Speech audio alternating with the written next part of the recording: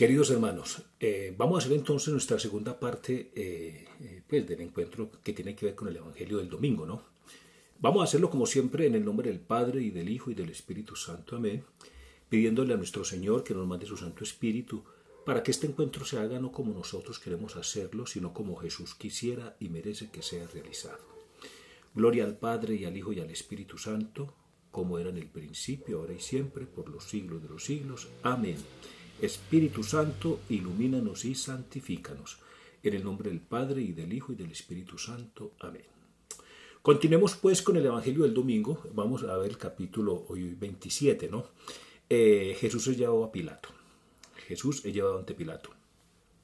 Los judíos quieren agotar todas las posibilidades con tal de que ese supuesto delito de Jesús sea tenido en cuenta como el detonante de su muerte, ¿no?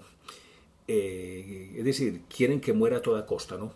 Entonces le dan tres tintes a la acusación de Jesús, tres tintes, el tinte religioso, el tinte político y el tinte económico, como quien dice, pues los tres poderes para que Jesús no tenga escapatoria. En el campo religioso, en el poder religioso, pues a Jesús lo acusan de quererse hacer profeta, por profeta, ¿no?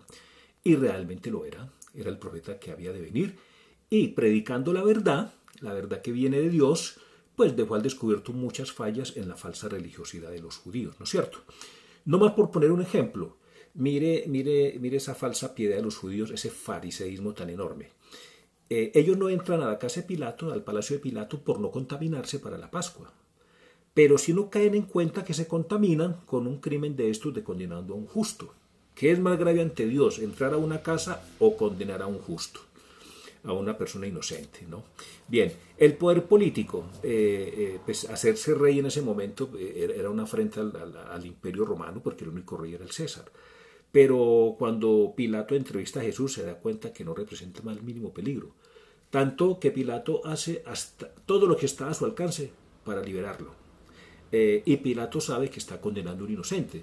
Pero a Pilato le toca elegir o salvo este justo o pierdo mi puesto. Tengo que elegir entre mi puesto y condenar a este justo.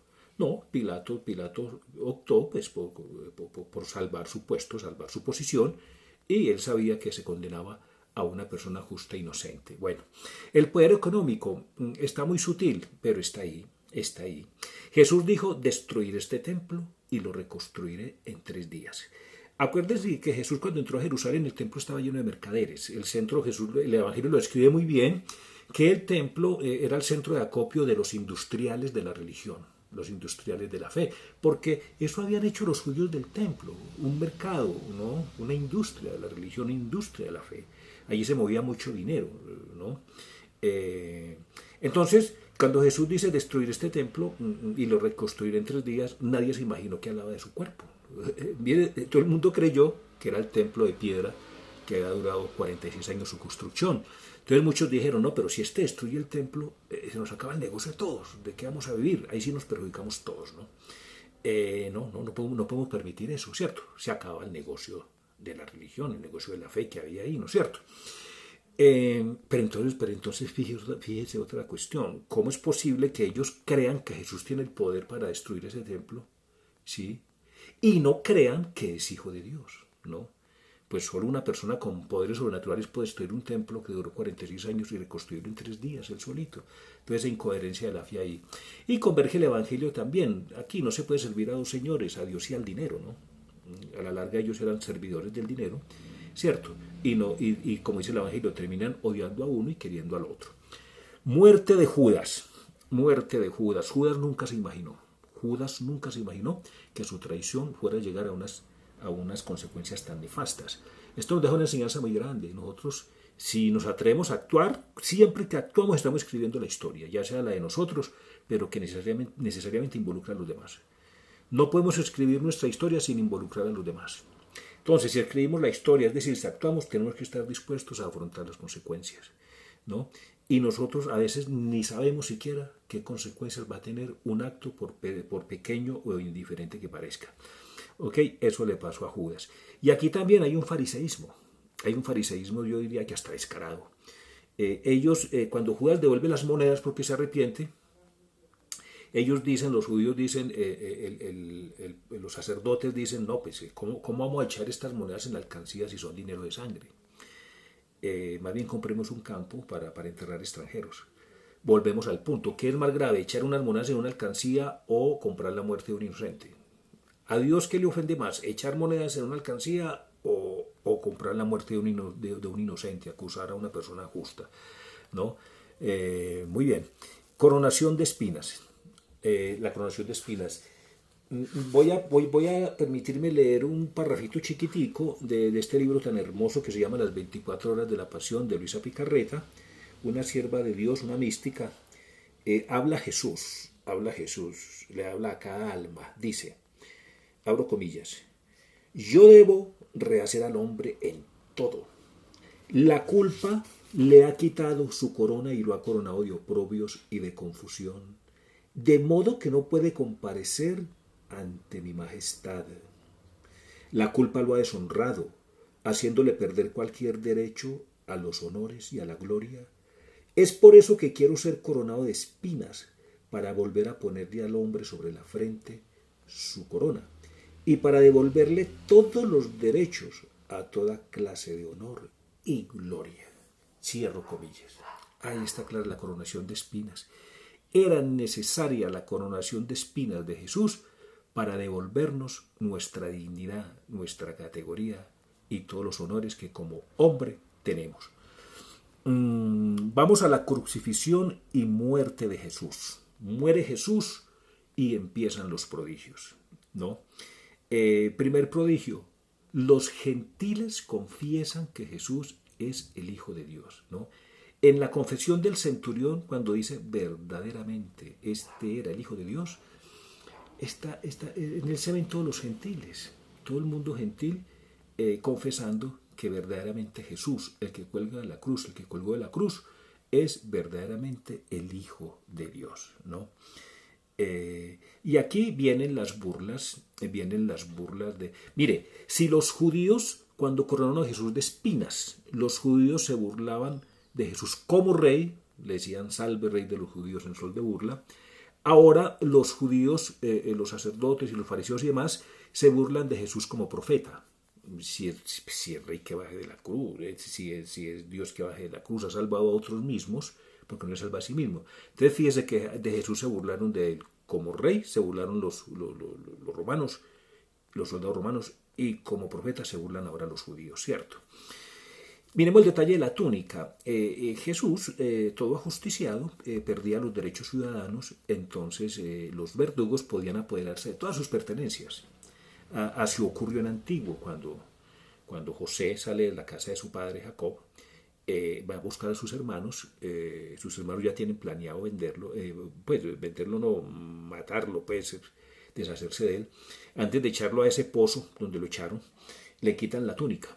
O sea, Jesús José rebajaba la categoría de esclavo y le quitan sus pertenencias, su túnica, su valor más preciado, que era la túnica que le ha regalado su padre Jacob, ¿no? Ahora a Jesús también igual, le quitamos la túnica, porque la túnica de Jesús es lo más preciado que le dio el Padre, porque esa túnica, sin costuras y demás, es la autoridad sacerdotal. Entonces esa túnica dice mucho que no la hayan dividido, porque pensaban dividirla, pero apenas vieron que era tan fina, pues que no tenía costura, no, echemos suertes a ver quién se queda con ella, ¿no?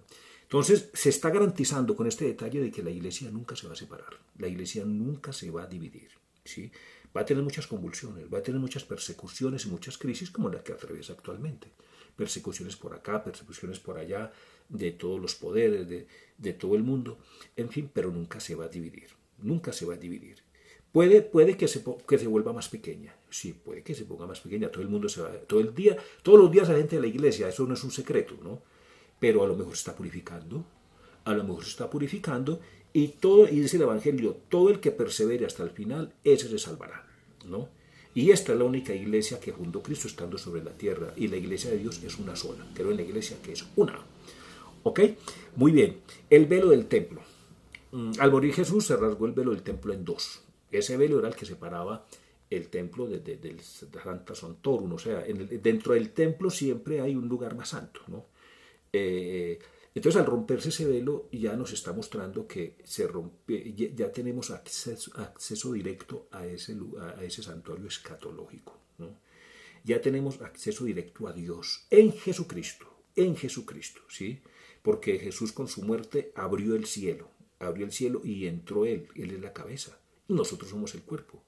Entonces es en Cristo, es el estar unido a Cristo, repito, es el estar unido a Cristo, a su santísimo cuerpo, es decir, su iglesia, los que vamos a heredar esa tierra prometida que se le prometió a Abraham.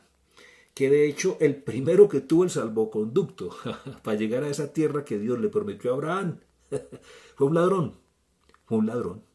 El ladrón, cuando Jesús le dice, hoy estarás conmigo en el paraíso. Hoy estarás conmigo heredando esa tierra que le prometimos a Abraham. Vení que vos vas a ser el primero.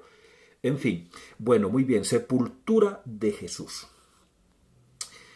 Miren pues, a Jesús había que sepultarlo en un sepulcro aparte porque así lo mandaba la ley, o en una fosa común. ¿Por qué? Porque el ajusticiado no podía sepultarse donde hubieran otros huesos, porque el ajusticiado iba a contaminar los huesos de los justos que allí reposaban. Hágame el favor, ¿no? Los huesos de Jesús, los restos de Jesús van a contaminar los huesos de los justos que allí reposan. Por eso José Arimatea, hombre bueno, ¿no? Hombre bueno, cede un sepulcro nuevo excavado en la roca. Y viene el detalle de la sábana limpia también. Esa sábana limpia, acá hay algo muy hermoso. Mire, esa sábana limpia es el mismo humilde y blanco pañalito que sacó María en Belén para recibir al Criador entre sus brazos. El primer puerto de Jesús cuando vino al mundo fueron los adorables brazos de su querida mamá, ¿no? Ese pañalito viajó en el tiempo y se convirtió en un trapito teológico, porque ahora no es el pañal de Jerusalén, de Belén, sino que es el sudario de Jerusalén, ¿no? En ese mismo adorable trapito nació y fue envuelto Cristo para su sepultura, porque así se hace en la Eucaristía. Es el mismo adorable trapito que el sacerdote muy solemnemente desdobla sobre el altar para que en la Eucaristía nazca y muera nuestro Señor Jesucristo. Gloria al Padre, y al Hijo, y al Espíritu Santo, como era en el principio, ahora y siempre, por los siglos de los siglos. Amén.